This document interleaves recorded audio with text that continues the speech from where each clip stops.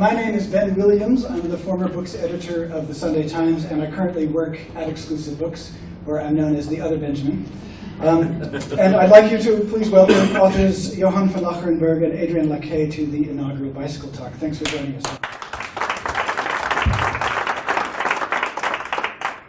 The Bicycle Talks are a new series of conversations brought to you by Exclusive Books and the UCT Graduate School of Business. And they have an interesting provenance as their name. One day, the CEO of Exclusive Books, Benjamin Trisk, who I'll introduce shortly, was traveling through Barcelona when he happened to notice that the Town Planning Commission's logo was a bicycle. He asked why, and was told because if you stop pedaling, you fall off. Now, I think that's an image that's very apposite to the situation we have in South Africa right now. Now, they say you should never pick a fight with someone who buys ink by the barrel, but what if that person picks a fight with you? That's the position that Johan van Lacherenberg found himself in August 2014, when he appeared on the front page of the Sunday Times, my former newspaper, under the headline, "Love Affair Rocks SARS." And I'd like to begin the conversation by asking Johan, what is it like to find yourself on Sunday morning on the front page of a national newspaper? It's a very difficult question to answer, and more so to lots of people.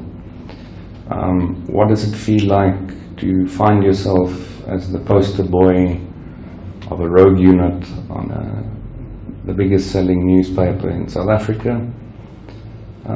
Shock and horror, anger, fear, bewildered, not sure what's going on. Those would be the terms that I would use to describe what it feels like. And Adrian, you had to field some questions then, because you were then the spokesperson at SARS, were you not? Hi, good evening. I was probably in church, being a Sunday. Thank you very much for spending your time with us at this event, and hopefully for showing an interest in this book.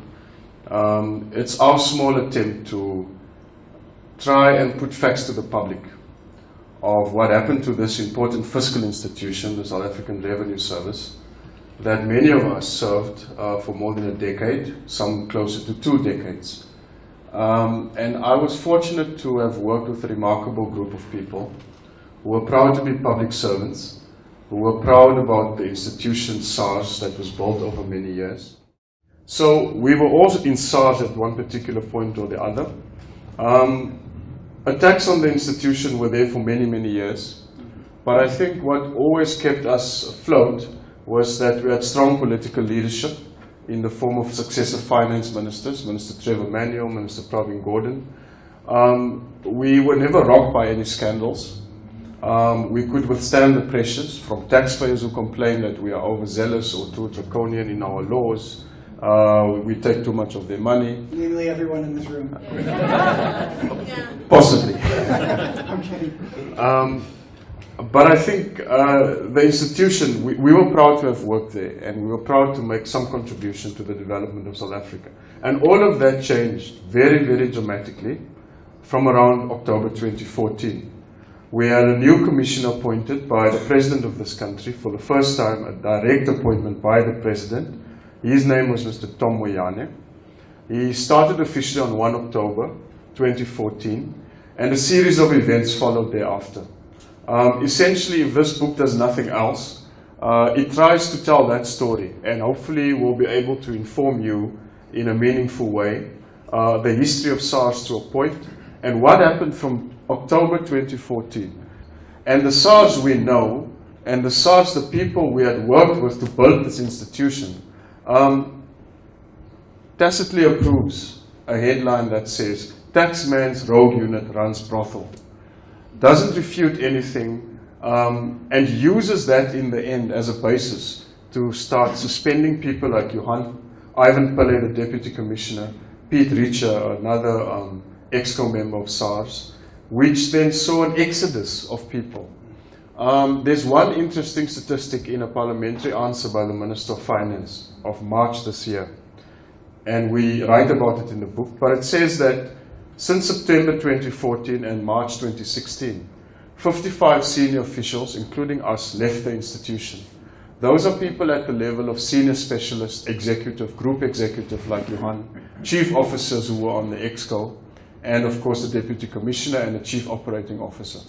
The mere number and their level of seniority, that exodus is unprecedented in any institution, private or public in this country after 1994, I would argue. To quote from the foreword by Judge Johan Krichler, "The rogue unit campaign was shrewdly designed to besmirch reputations, destroy careers, and ruin the fine-tuned agency the victims had built." The judge not unjustifiably uses the term Kafkaesque. So it's sort of a case of welcome to the Twilight Zone.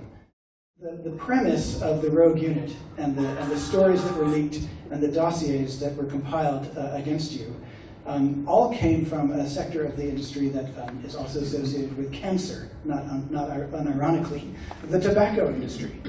So maybe you could, Johan, give us a little bit of an overview of what the unit that you were working with was trying to do vis-a-vis revenue collection in the tobacco industry.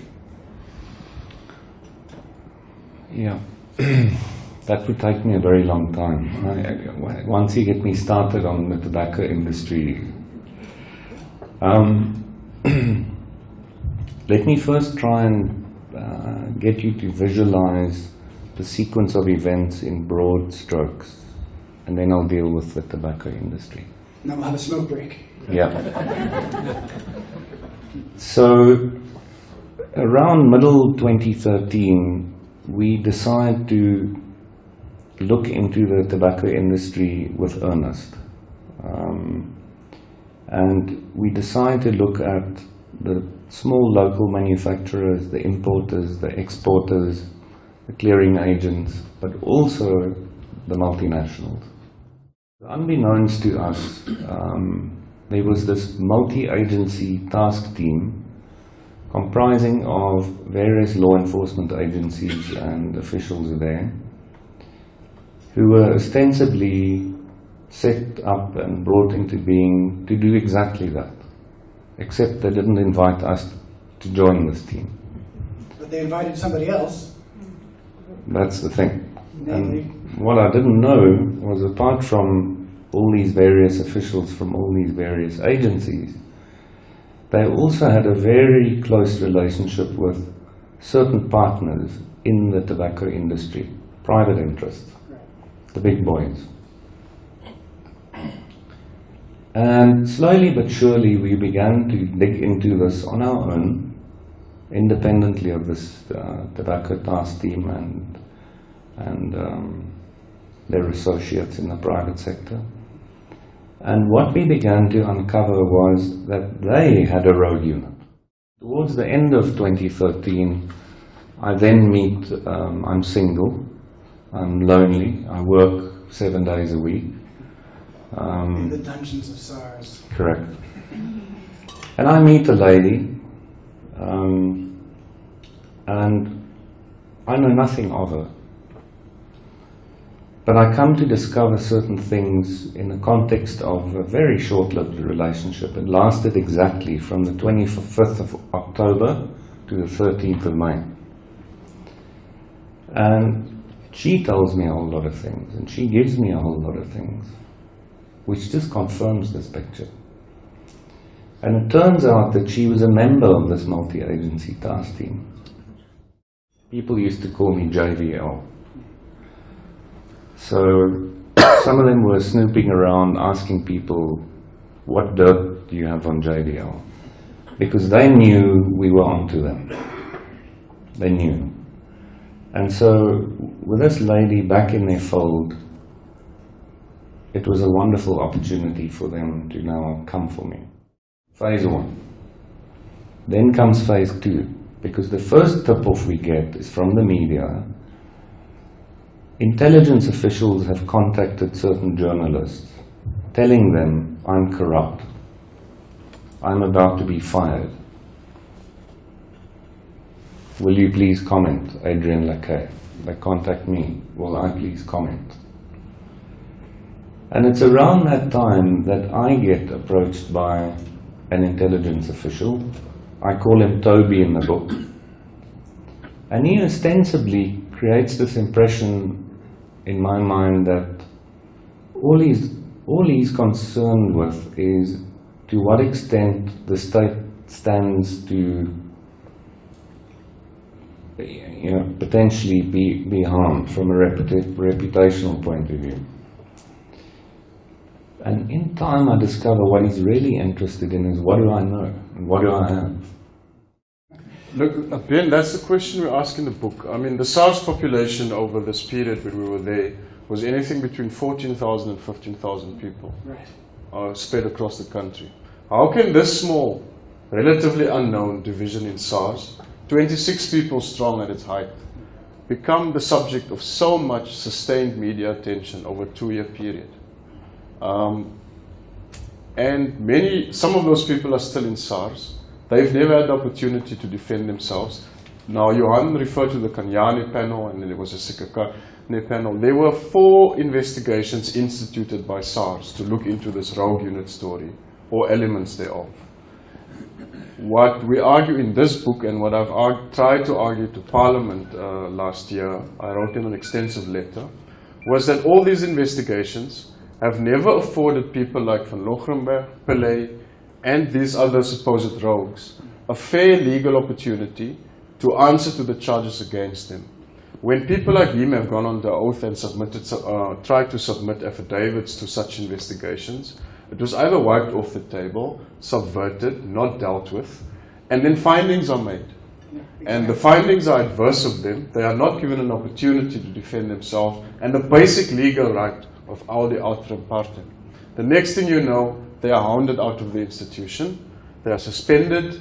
Some of them resign, some of them settle with the employer, and when you look again, criminal charges land against them.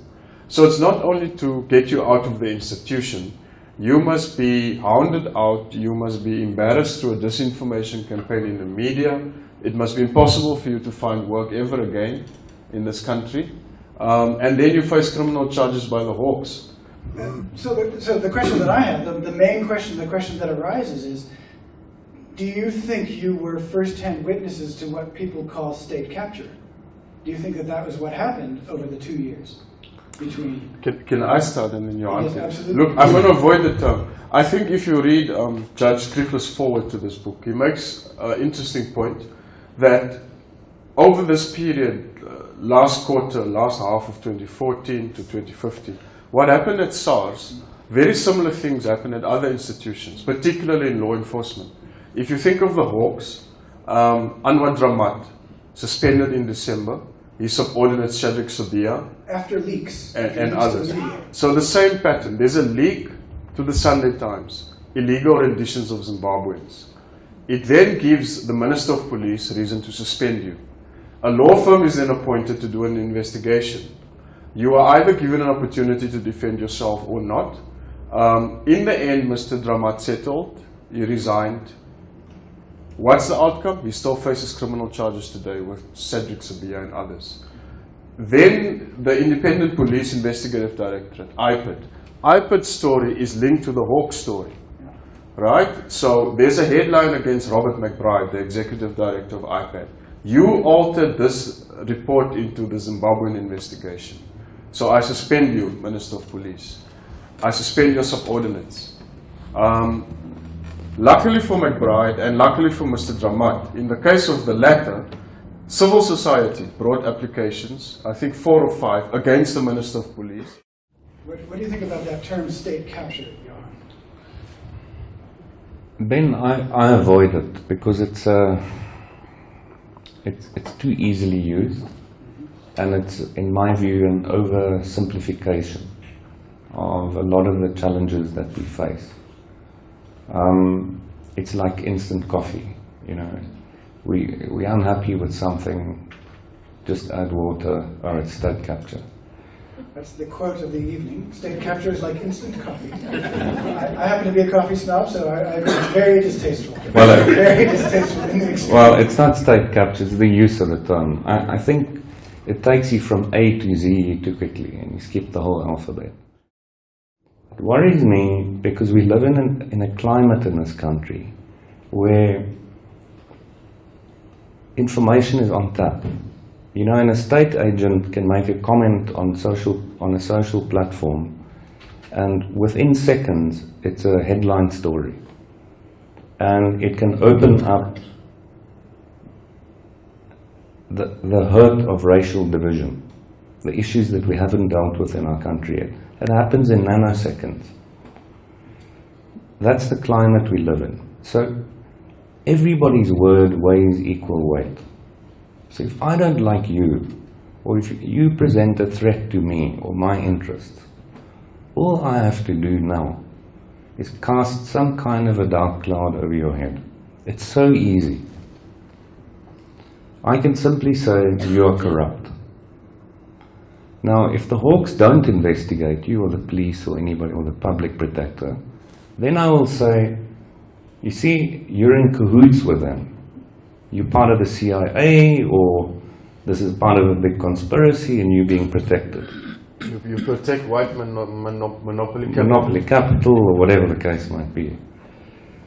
If you are investigated, well, then I'll use that to further the dark clouds, to say, you see, I was right, because the Hawks are investigating you.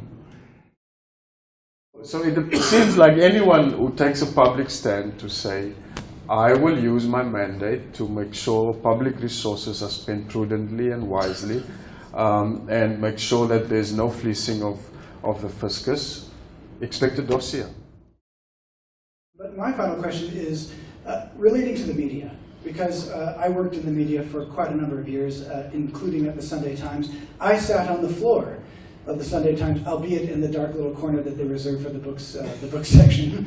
But I watched as these reports were being built up, and although not privy to the editorial process, you know, I did see the commotion that was created on the newsroom floor. It's actually quite an exciting thing during this time. So I just wanted to get your take on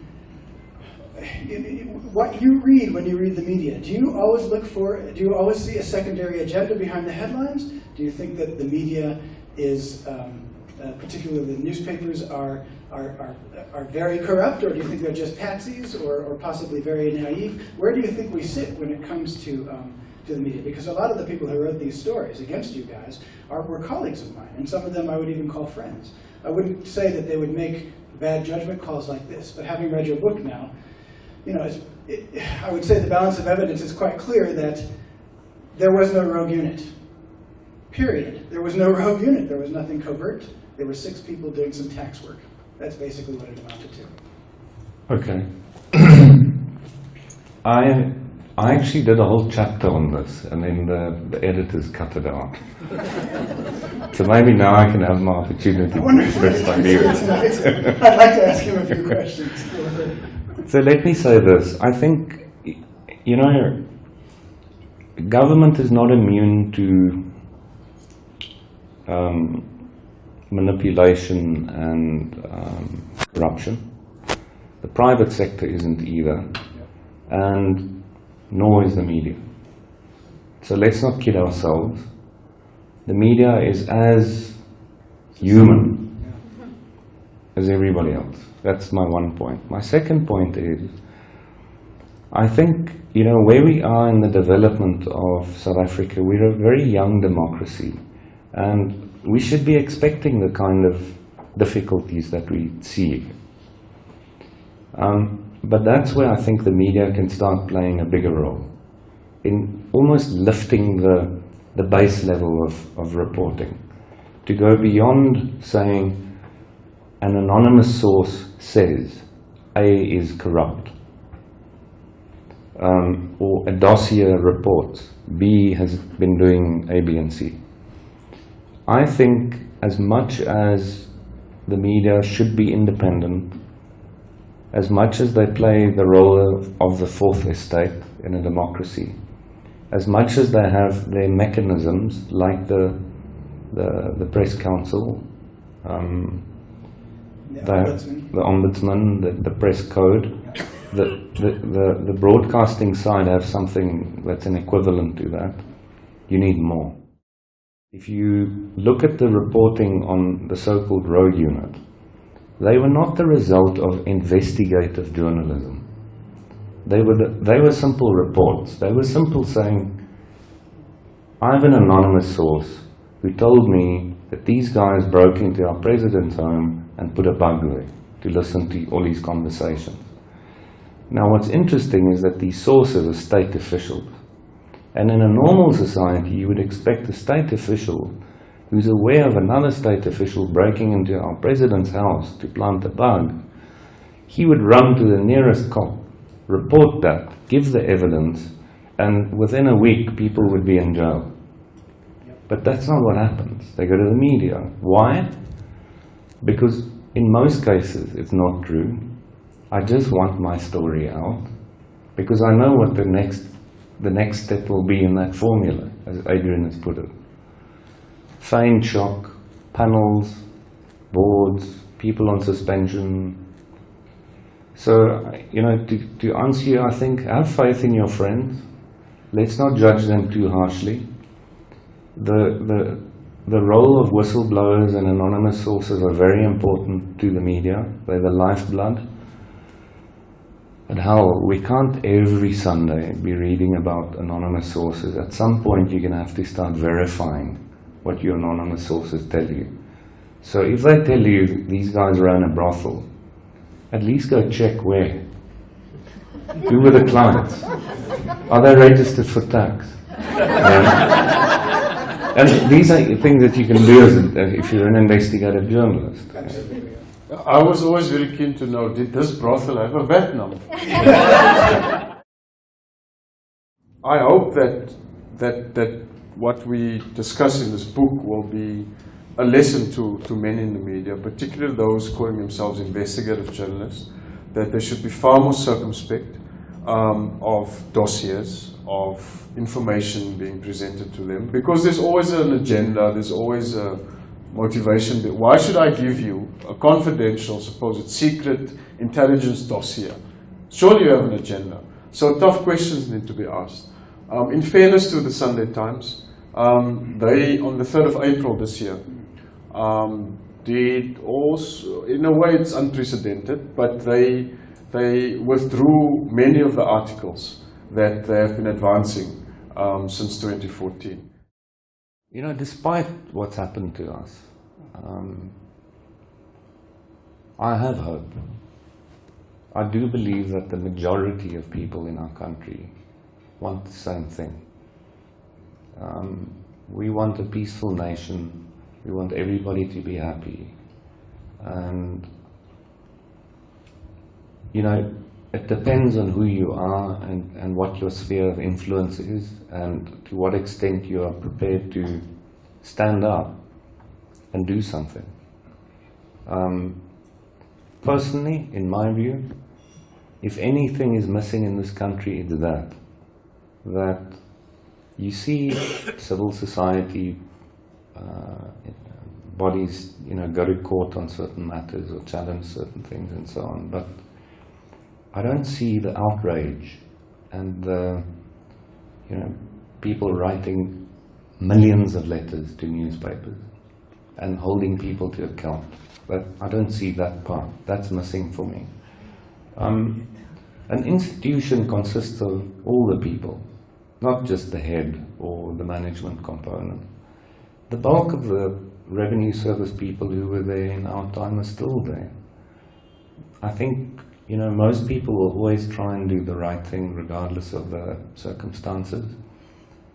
Let us have faith in them and give them the support, and, you know, where we have a circle of influence, like a group like this, let's leave here and go and write a letter to, you know, a newspaper or to SARS, or let's begin to express ourselves.